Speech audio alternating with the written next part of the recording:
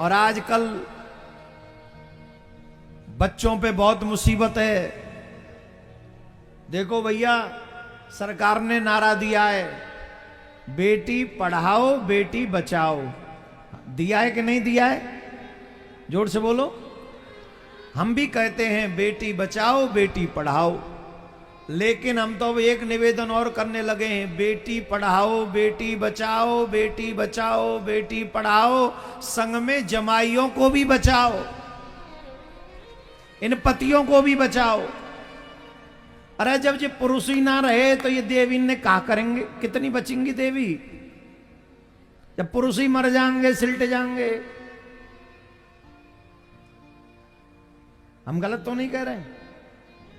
इतनी निर्ममता कहां से आ सकती है किसी में? काट के सीमेंट में डाल के खत्म। इतनी निर्ममता, इतना निर्दयता। अरे जिसके साथ 7 फेरे लिए हैं उसे हमने पता नहीं कैसे कैसे काट दिया और उसी के ऊपर सीमेंट डाल दिया। अरे राम राम राम। तो सरकार से हमारा निवेदन है, और बिहार की सरकार से भी है और उस प्रदेश देश की सरकार से भी है, महाराज बेटी बचाओ बेटी पढ़ाओ, संग में बेटा भी बचाओ। कहूं ऐसा ना हो कि बेटा के बिना तुम्हारा देश रह जाए। दोनों बचने चाहिए, बेटा और बेटी। और ये मैं गारंटी से कह सकता हूं, आधुनिक मॉडर्न एजुकेशन इन दोनों को बचने नहीं देगी। अगर इन दोनों को बचाना है तो हमारी गुरुकुलम परंपरा फिर से स्थापित करनी पड़ेगी, जिससे बेटी भी बचेंगी और बेटे भी बचेंगे।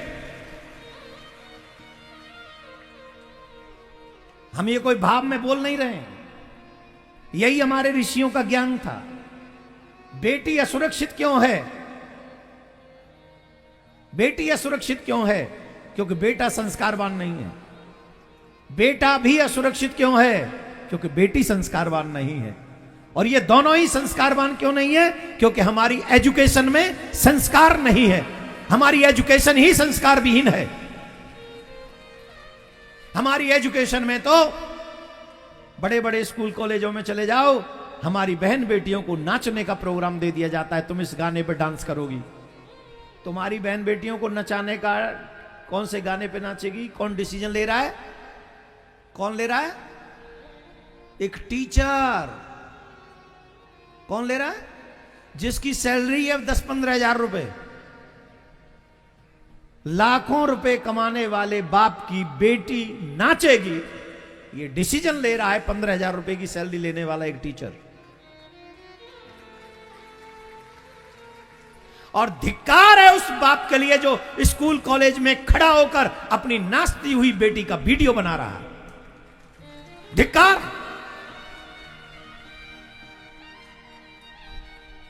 सड़क बनने से, पुल बनने से, बहुत बड़ी बड़ी बिल्डिंग बनने से देश का निर्माण नहीं हो सकता।